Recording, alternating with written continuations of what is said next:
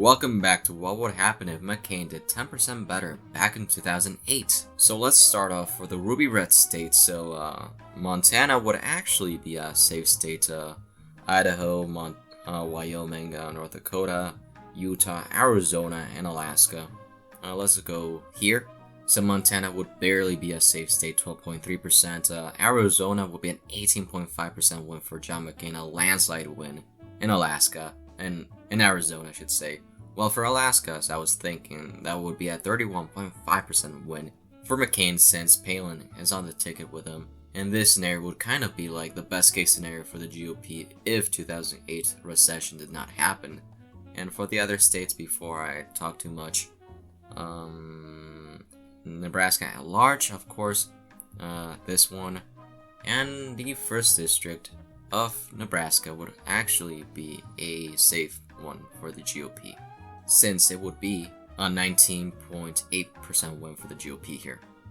And for the other states, Kansas, Oklahoma, Arkansas, Alabama, Kentucky, West Virginia, all these states would be landslide wins for the GOP. They were already like safe states for the GOP in 2008 in our timeline. So for Georgia and South Carolina, if you don't know, they would go from likely states to safe states in this scenario. So Georgia, South Carolina, both of them GOP wins. And now for Barack Obama's safe states, those would be California, Hawaii, they wouldn't drop off, Illinois, which is quite interesting, which makes sense since it's his home state. Obama wins it by 15.1%, so yeah.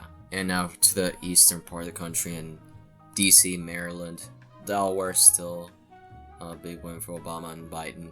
Connecticut, Rhode Island, Massachusetts, and Vermont, and New York, alongside the 1st district of Maine, would all be Obama's safe wins, even in this scenario. So that's it for the safe states. So let's go to the likely states, and let's start off. You know what? Let's go for Obama first this time around. So for Obama, Washington and Oregon drop down. As you can see, it goes from 17 to 7.2% and 16.3 to 6.3, of course. So while for New Mexico would drop down barely to a likely state. So as I was saying, New Mexico would drop down, of course, but barely missing it since it would drop down to 5.1%. So yeah. And for the other states, so Michigan still is a likely state. So New Jersey, another likely state for Obama, alongside Maine at large. So let's check out these states and districts. So Michigan drops down to 6.5%, still a likely win for Obama, which is crazy.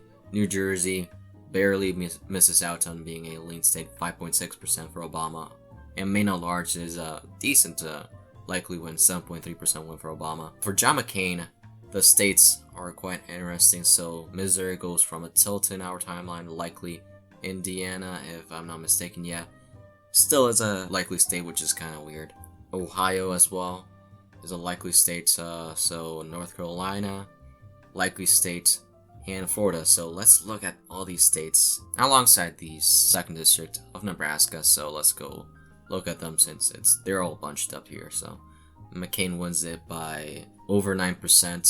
McCain won Indiana by 9%. Ohio is only 6.4%. I think I got all my numbers right.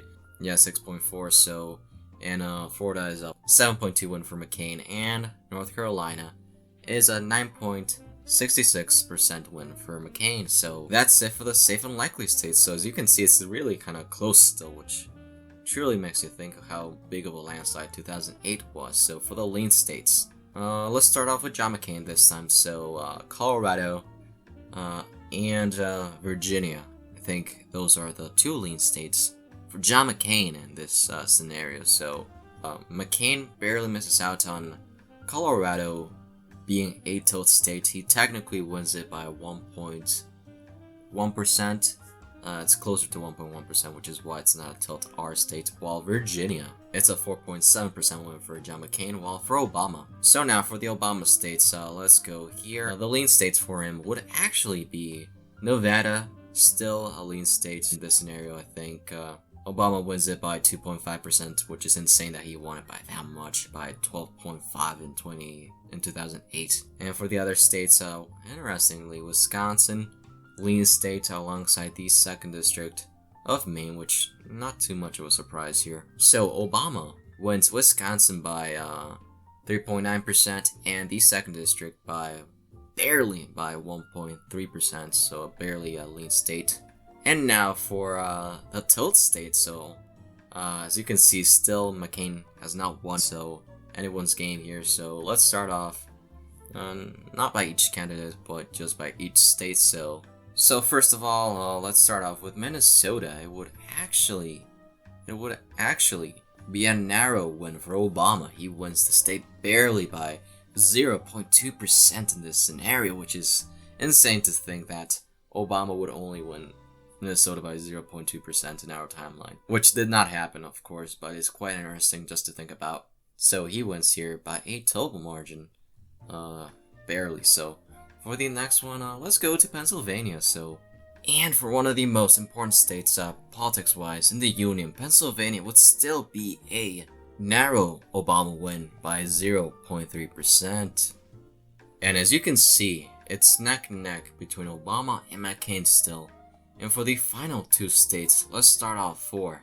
Now let's just do both. So Iowa and New Hampshire. So New Hampshire would be a 0.4% win for McCain, alongside Iowa being a 0.5% win for McCain. So he barely wins these states by a tilt margin in this election. So as you can see, John McCain did 10% better. Back in 2008, he wins with 280 electoral votes against Obama's 258 electoral votes. Thank you so much for watching. Please like, share, and subscribe. Stay tuned for the next video.